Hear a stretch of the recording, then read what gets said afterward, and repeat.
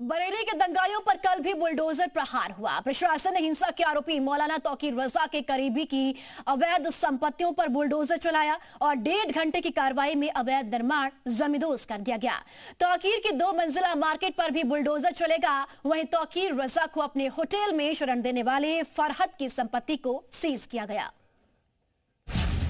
बरेली के दंगाई, बुलडोजर कार्रवाई, मिट्टी में मिला तौकीर का अवैध साम्राज्य। बरेली में हिंसा के आरोपियों पर लगातार कार्रवाई जारी है। कल हिंसा के आरोपियों की संपत्ति को सील किया गया था। आज तौकीर के करीबियों की प्रॉपर्टी को बुलडोजर एक्शन से जमींदोज कर दिया गया। जब प्रशासन कार्रवाई के लिए पहुंचा तो तौकीर के बहनोई मोहसिन, उसके भाई अनस और ओमान ने बुलडोजर एक्शन का विरोध किया। पुलिस से बहसबाजी के बाद तीनों को हिरासत में ले लिया गया और फिर शुरू हुआ तौकीर के करीबियों के अवैध साम्राज्य को मिट्टी में मिलाने का काम। जिस जगह पर पीले पंजे का प्रहार हुआ वो सरकारी जमीन थी, जहां अवैध कब्जा करके ई रिक्शा का स्टैंड और चार्जिंग स्टेशन बनाया गया था। इस दौरान वहां ड्रोन से निगरानी भी होती रही। इसके साथ ही बिजली के तारों को भी काट दिया गया था। भारी पुलिस बल तैनात रहा। 1.5 घंटे की कार्रवाई में अवैध निर्माण को नेस्तनाबूद कर दिया गया। पीला पंजा यहाँ पर पहुंचा है और ये जो अवैध निर्माण है ये वो लोग हैं जिनका सीधा कनेक्शन है तौकीर रजा से। हालांकि तौकीर रजा की तरफ से जो यहाँ पर जो लोग हैं उनका ये कहना है कि तौकीर रजा से उनका 2005 से कोई लेना देना नहीं है। इससे पहले पुलिस ने फरहद के हमसफर पैलेस रिजॉर्ट पर सीलिंग का नोटिस लगा दिया। ये बेनामी संपत्ति बताई जा रही है। प्रशासन ने इसे गैर कानूनी निर्माण माना है। 2 दिन पहले कई इलाकों में होटल सील किए गए थे, कई इलाकों में फार्म हाउसेस सील किए गए थे, दुकानें सील की गई थी। ये उन लोगों की थी जो तौकीर रजा से सीधे जुड़े थे या फिर तौकीर रजा के कहने पे जब बवाल यहाँ पर शुरू हुआ तो उसके बाद जो लोग ऐसी जगहों पे जाके शरण लिया था जिन्होंने, या जिस किसी को जब छुपाया गया था, तो उन जगहों को चिन्हित किया गया और ये सिर्फ एक अभी शुरुआत है। ये बरेली प्रशासन ने दंगाइयों की 25 प्रॉपर्टी पर लाल निशान लगाए हैं जिन्हें अतिक्रमण कर बनाया गया है। इसमें तौकीर रजा की 2 मंजिला मार्केट भी शामिल है जिसमें 37 दुकानें हैं। ब्यूरो रिपोर्ट, जी मीडिया। और चलिए इसी खबर पर ज्यादा जानकारी हासिल करेंगे। जी मीडिया संवाददाता प्रमोद शर्मा हमारे साथ मौजूद है, सीधे उनके पास चलते हैं। प्रमोद, बरेली हिंसा को लेकर फिलहाल अपडेट क्या है वो बताइए। और आज जानकारी ये भी मिल रही है कि बुलडोजर की कार्रवाई कई इलाकों में हो सकती है।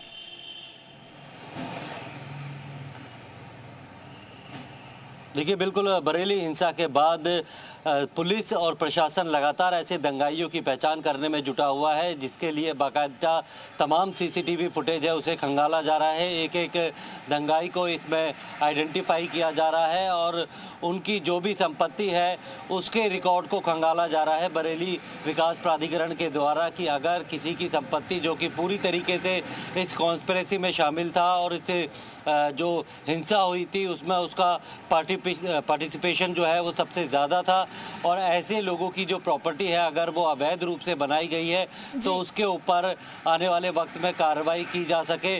फ़िलहाल जितनी भी जो अगर कागज़ की बात करें कि जो बरेली विकास प्राधिकरण के पास है, चाहे वो नक्शा हो या फिर जो परमिशन ली जाती है, वो सारी अगर उसमें भी कोई कमियां होती है तो नोटिस दिया जाएगा और उसके बाद हो सकता है उनके ऊपर बुलडोज़र कार्रवाई की जाए। लेकिन फ़िलहाल जो हमारी सूत्रों से बात हुई है पुलिस के अधिकारियों का, उनका कहना था क्योंकि फेस्टिव सीज़न है, रामनवमी और दशहरा, तब तक बुलडोज़र कार्रवाई पर थोड़ी सी लगाम लगाई जाएगी, क्योंकि उससे पहले सारे एविडेंस और सारे सबूत और जो कमी है, जो अवैध निर्माण को लेकर जो दस्तावेज है वो जब पुलिस के पास आएंगे तो उनके ऊपर कार्रवाई की जाएगी। वहीं सबसे पहले पुलिस जितने भी लोग इस पूरी हिंसा में शामिल थे उनको आइडेंटिफाई करने में जुटी है, खासकर तौर पर जो लोग तौकीर रजा हो, नदीम हो, नफीस हो या फिर और बाकी के ऐसे लोग जिन्होंने पूरी कॉन्स्पिरेसी कॉन्स्पिरेसी पहले ही रची गई थी। एक बाकायदा जी मीडिया के पास एक वो अपील का लेटर है जिसमें कि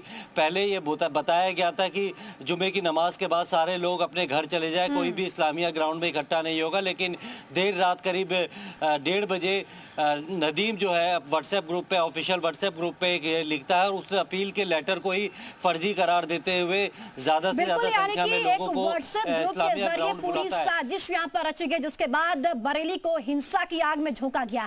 अभी क्या माहौल है प्रमोद, ये भी बताइए। जहां पर प्रदर्शन हुआ, हिंसा हुई, पुलिस ने लाठीचार्ज भी किया और जब पुलिस पर पथराव भी हुआ, उस पूरे इलाके का माहौल इस वक्त क्या है?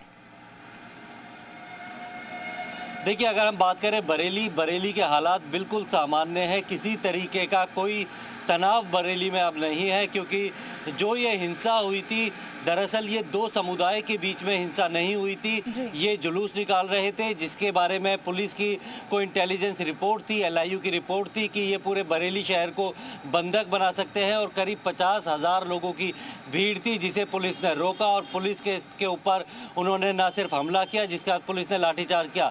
तो ये पूरा जो हिंसा होती है पुलिस और जो जुलूस निकालने वाले दंगाई थे उनके बीच में हुई थी।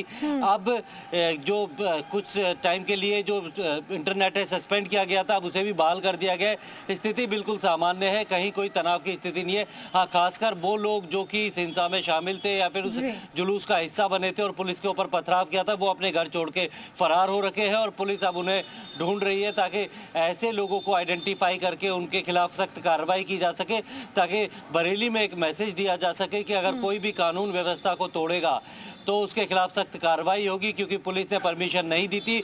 पुलिस को एक इंटेल था कि जो बरेली के अंदर जो है आई लव मोहम्मद के नाम पर जो है हज़ारों की भीड़ सड़कों पे आ सकती है और पूरे बरेली शहर को वो CA और NRC की तरह बंधक बना सकती है। लिहाजा उन्हें परमिशन नहीं दी गई थी और उन्हें रोका था, उन्हें समझाने की कोशिश की गई थी। हमारा जी मीडिया के पास जो ड्रोन से वो वाली फुटेज भी है जिसमें साफ तौर पर देखा जा रहा है कि हज़ारों की संख्या में आई भीड़ को जो है पुलिस रोक रही थी, लेकिन बाद में अचानक से पुलिस के ऊपर ही हमला कर दिया, जिसके बाद पुलिस ने भी लाठीचार्ज किया। तो कहीं ना कहीं ये पूरी एक कॉन्स्पिरेसी रची गई थी कि किस तरीके से महिलाओं को, बच्चों को आगे करना है और अगर कोई पुलिस का अधिकारी आता है तो उसके ऊपर कैसे अटैक करना है, पहले उनसे जो है बहस करनी है और मौका मिलते ही अटैक करना है। तो ऐसे ही कुछ अराजक तत्व जो है वो उस भीड़ में शामिल थे जिन्होंने इस पूरे जुलूस को जो है वो हिंसात्मक रूप दे दिया और उसके बाद पुलिस को लाठीचार्ज करना पड़ा।